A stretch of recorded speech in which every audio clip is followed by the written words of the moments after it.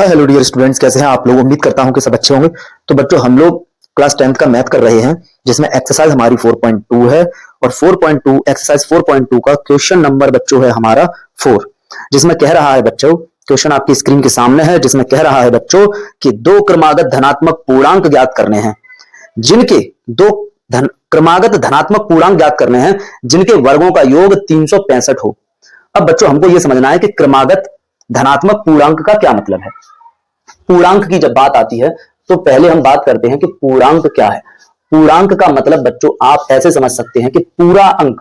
पूरा अंक मतलब दशमलव वाला अंक नहीं, बल्कि पूरा अंक। अब पूर्णांक को बच्चों हम लोग इंग्लिश में कहते हैं इंटीजर्स। इंटीजर्स कहते हैं।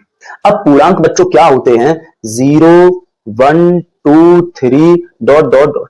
मतलब ऐसे मैंने एक नंबर लाइन की और ये मिड में मैंने 0 लिया। 0 से राइट में जाएंगे तो 1, 2, 3, 4 ऐसे करके पूरे पूरे अंक मिलेंगे, और 0 से लेफ्ट में जाएंगे तो फिर आपको माइनस का 1 और माइनस का 2 और डॉट डॉट इसी तरह मिलेगा। तो ये हुए बच्चों पूर्णांक। ये पूर्णांक हुए। अब बच्चों बात आ रही है कि धनात्मक पूर्णांक मतलब पॉजिटिव इंटीजर। तो ये बच्चों, ये जो वाले हैं, ये वाले, ये धनात्मक पूर्णांक है। 1, 2, 3 मतलब जो धनात्मक पूर्णांक हैं बच्चों, वो बच्चों हैं आपके धनात्मक पूर्णांक 1, 2, 3, 4, 5, 6, 7, 8 डॉट डॉट डॉट। अब बच्चों बात जो आती है क्रमागत। क्रमागत जो वर्ड है, इसका क्या मतलब है? इसका मतलब है एक तरीके से क्रम से आने वाले, जो उस क्रम में है। मतलब पूर्णांकों का क्रम ये होता है, पूर्णांकों का क्रम ये होता है।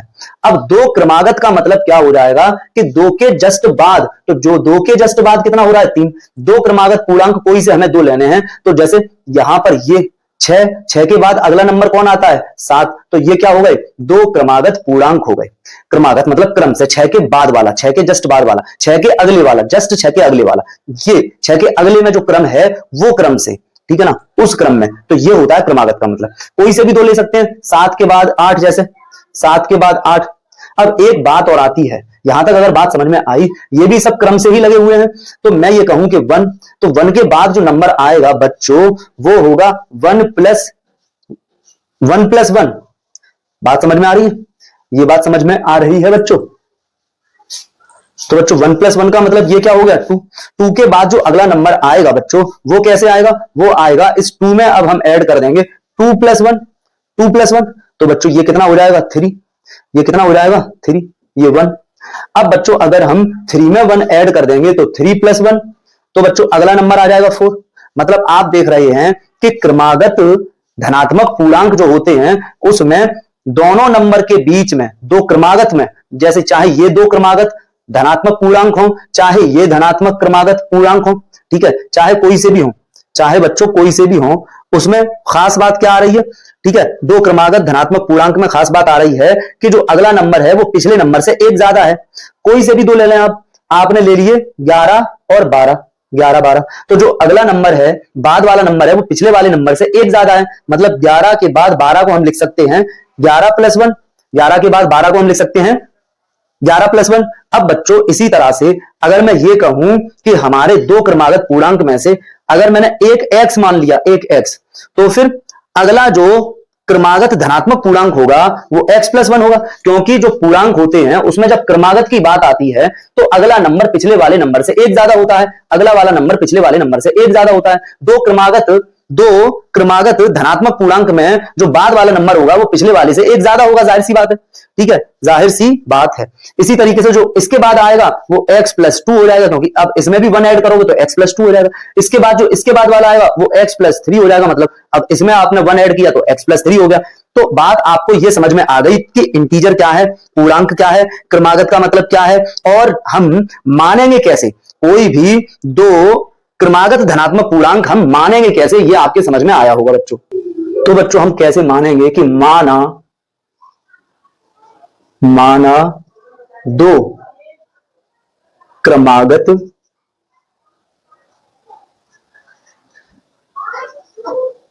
धनात्मक पूर्णांक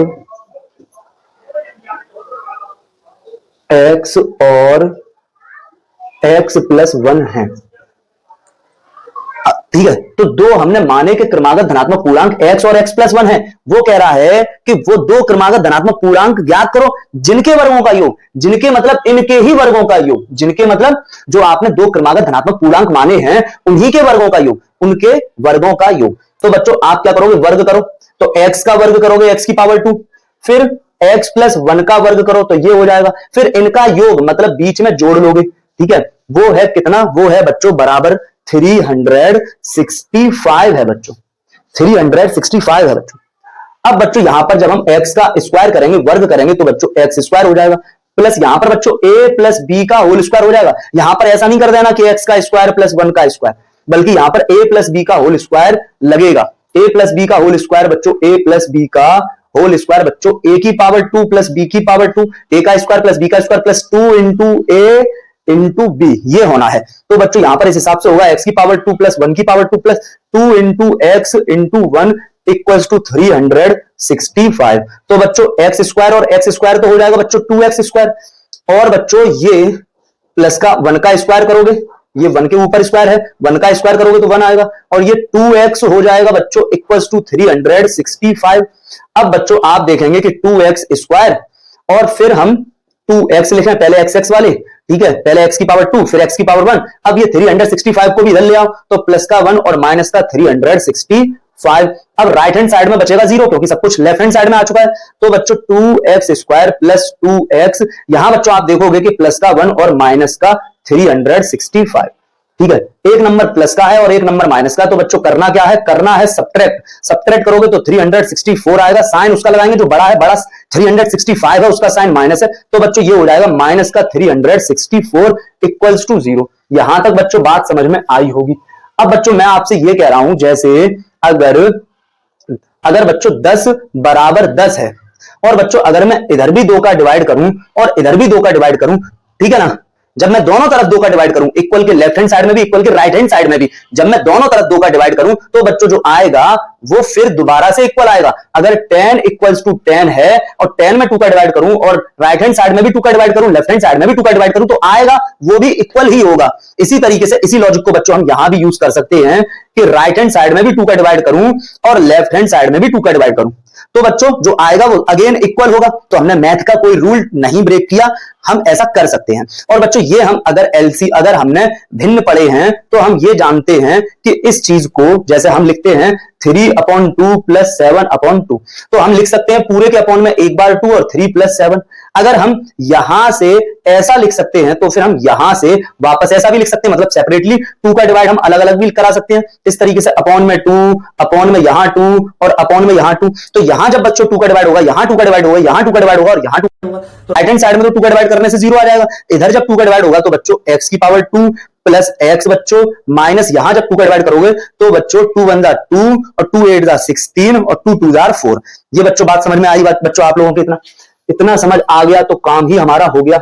अब बच्चों जो पिछला क्वेश्चन है इसी एक्सरसाइज का, उसमें भी यहां पर 182 था, और 182 के बच्चों जो हमने फैक्टर किए थे 182 के, यहां करके दिखा दे रहा हूं, 182 के हम फैक्टर यहां करके आपको दिखा दे रहे हैं कैसे किए थे। इस तरह से कि 2 9 जार 18 और 2 1 जार 2, फिर बच्चों 3 से हम कर लेंगे, नहीं 3 से नहीं होगा, 3 से कैंसिल नहीं होगा, 7 से होगा बच्चों, 7 से हम कर लेंगे। तो बच्चों ये हो जाएगा आपका 7 एकम 7 और 7 तिया 21 और 13 एकम 13, यही बच्चों आए थे पिछले वाले में भी। अब बच्चों हम यहां पर लिख सकते हैं, यहां पर हमको करना क्या है, यहां पर 1 होता है, इस x के साथ जो लिखा हुआ है x का गुणांक या x का कोफिशिएंट वो 1 है, यहाँ x स्क्वायर का 1 है, और x स्क्वायर का बच्चों जब 1 होगा तब हम क्या करते हैं, सीधे सीधे 182 के फैक्टर करते हैं, सीधे सीधे 182 के फैक्टर करते हैं, जो कि हमने कर लिए। फिर उन फैक्टर से हम क्या ढूंढते हैं कि x स्क्वायर के नीचे x की पावर 2 प्लस के नीचे प्लस, और बच्चों हम यहां पे लिखेंगे जो 1 है इसकी जगह छोड़ दो, ठीक है, और फिर x लिखो, फिर माइनस का 182 इक्वल्स टू में 0। ये जो साइन माइनस का है इसी साइन को यहां लिखो। अब यहां दो नंबर ऐसे लिखने हैं जिनका मल्टीप्लाई करें तो 182 और जिनको सब्ट्रैक्ट करें तो 1। तो बच्चों 2 7 जार कितना होता है, 14 होता है, 14 इंटू 13 करने से बच्चों 182 आएगा ही आएगा, और 14 में से 13 सब्ट्रैक्ट करोगे, 14 में से 13 घटाओगे बच्चों तो 1 भी आएगा, मतलब 14 यहां पर और 13 यहां पर लिख दोगे। फिर बच्चों ये ब्रैकेट सॉल्व करोगे, ब्रैकेट ओपन करोगे तो बच्चों ये हो जाएगा x की पावर 2 प्लस का 14 पीछे से x माइनस का 13 पीछे से x माइनस 182 बराबर 0 बच्चों। यहां बच्चों यहां से कॉमन लोगे, इस यहां पर इतने में से कॉमन करना है, इस प्लस के लेफ्ट हैंड साइड में और इस प्लस के राइट हैंड साइड में इतने में से ही कॉमन लेना है। तो बच्चों जब हम इतने में से ही कॉमन लेंगे तो x कॉमन हो जाएगा, तो बच्चों x प्लस 14 बचेगा। फिर यहां पर बच्चों एक तो माइनस है, एक तो यहां पर माइनस कॉमन हो जाएगा, तो माइनस कॉमन होने की वजह से जो अंदर ब्रैकेट आएगा वो साइन चेंज करके आएगा। और यहां पर बच्चों इस 182 को बच्चों हम कह सकते हैं कितना, इसको कितना कह सकते हैं, हम कह सकते हैं 14 इंटू 13। अब 13 यहां भी है और 182 में 14 इंटू 13 हो रहा है ना, तो फिर 13 यहां भी है 13 यहां भी है, तो हम 13 कॉमन ले लेंगे। 13 कॉमन ले लोगे तो जो x वाला पार्ट है वो प्लस का आएगा, ठीक है, क्योंकि 13 तो बाहर चला गया तो फिर यहां पर तो 13 आएगा नहीं और ये भी प्लस का हो जाएगा। 13 बाहर चला गया तो 14 यहां अंदर आ जाएगा और इक्वल्स टू में 0। और ये दोनों ब्रैकेट बच्चों सेम भी आने चाहिए, ये भी बात है। अब बच्चों हम इस माइनस के पूरा लेफ्ट में और इस माइनस के पूरा राइट में से फिर से कॉमन लेंगे, ठीक है ना। तो पूरा का पूरा ब्रैकेट यहां पर सेम है, तो x प्लस 14 हमने ब्रैकेट कॉमन ले लिया, ठीक है। तो फिर अब ब्रैकेट में कौन बचेगा, x माइनस 13 इक्वल्स टू में बच्चों 0 हो जाएगा, इक्वल्स टू में बच्चों 0 हो जाएगा। अब बच्चों आप देखोगे कि दो ब्रैकेट हैं, इन दोनों ब्रैकेट का मल्टीप्लाई करें और 0 आ जाए, ऐसा कब हो सकता है, इन दोनों ब्रैकेट का मल्टीप्लाई करें और 0 आ जाए, ऐसा कब हो सकता है, या तो ये पूरा ब्रैकेट 0 हो, मतलब x प्लस 14 बराबर 0, या फिर हो बच्चों x माइनस 13 इक्वल्स टू 0, तभी तो इन दोनों का मल्टीप्लाई करने से 0 आएगा। तो ये बात हुई। तो बच्चों यहां पर x की वैल्यू क्या हो जाएगी, 14 इधर जाएगा, मतलब x की वैल्यू निकालनी है, मतलब x को अकेला करना है। 14 राइट हैंड साइड में जाएगा, माइनस का 14 हो जाएगा, एक x की वैल्यू ये आ गई, माइनस वाली से हमें कोई मतलब नहीं है। फिर एक x की वैल्यू आएगी 13 इधर जाएगा तो प्लस का 13 हो जाएगा, इस प्लस वाले 13 से हमें मतलब है। तो फिर हमारी जो अभीष्ट क्रमागत धनात्मक पूर्णांक क्या हुए, ठीक है, अभीष्ट दो क्रमागत धनात्मक पूर्णांक कितना है हमारा, x और x प्लस 1 है। x की वैल्यू कितना है, x की वैल्यू 13 है, यहां पर भी x की वैल्यू कितना है, x की वैल्यू 13 है, तो एक आ गया 13 और एक आ गया 13 प्लस 1, 13 प्लस 1 मतलब बच्चों 14। ये बच्चों आपका आंसर हुआ। उम्मीद करते हैं कि बच्चों आप लोगों के समझ में आया होगा। अगर फिर भी कोई डाउट हो, कोई भी प्रॉब्लम हो किसी भी तरह की इस क्वेश्चन में, तो आप दोबारा डिस्कस करने के लिए कमेंट कर सकते हैं बच्चों। ओके बच्चों, थैंक यू।